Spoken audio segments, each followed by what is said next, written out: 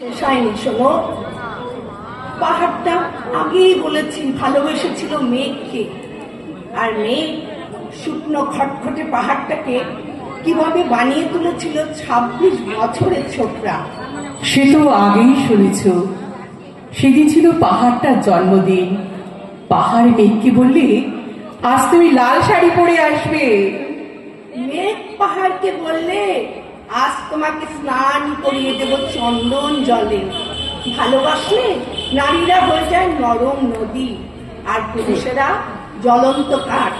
সেভাবেই মেঘ ছিল পাহাড়ের আলিঙ্গনের আগুনে, পাহাড় ছিল মেঘের ঢেউ জলে।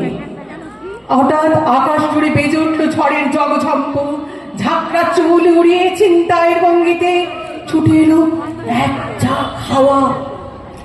মেঘের আঁচলে টান মেরে বললে, ওর ছুটি তোর বিয়ে।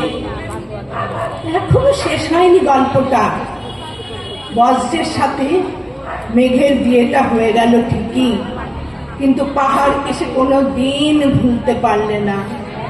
বিশ্বাস না হয় তো চিরিয়ে দেখতে পারো পাহাড়টার হাড় পাঁজর, ভেতরে থই থই করছে শব্দ। মেঘ বলতে আপত্তি কি? বেশ, বলতে পারে। ছাদের উপর মেঘ দাঁড়াতো ফুল পিসিমার বাড়ি। গ্রীষ্ম ছুটি চলছে তখন। তখন মানে কবে? আমার যদি ১৪, মেঘে ১৬-১৭ হবে। ছাদের থেকে হাতছানি দিত, ক্যারাম খেলবি?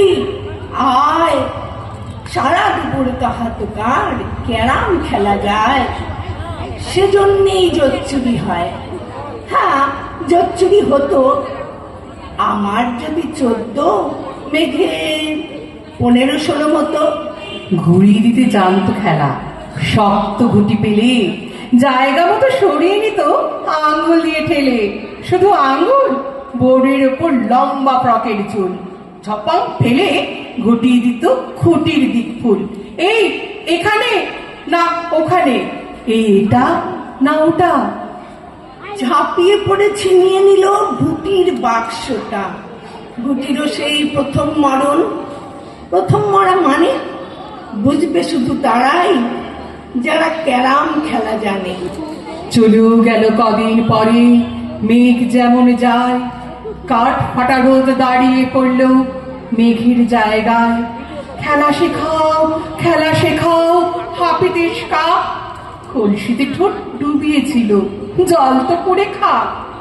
খা খাওয়া সে কলসি আবার পরের বছর জলে ভরল কেমন তোমায়। দেখ, সেসব কি কেউ বলে? আত্মীয় হয়, আত্মীয় হয়, আত্মীয় না ছাই। সত্যি করে বল, এবার সব জানতে চাই।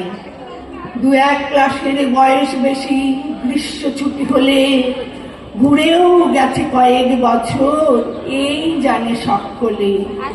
আজকে দগ্ধ বিশ্ব আমার, তোমায় বলতে পারি।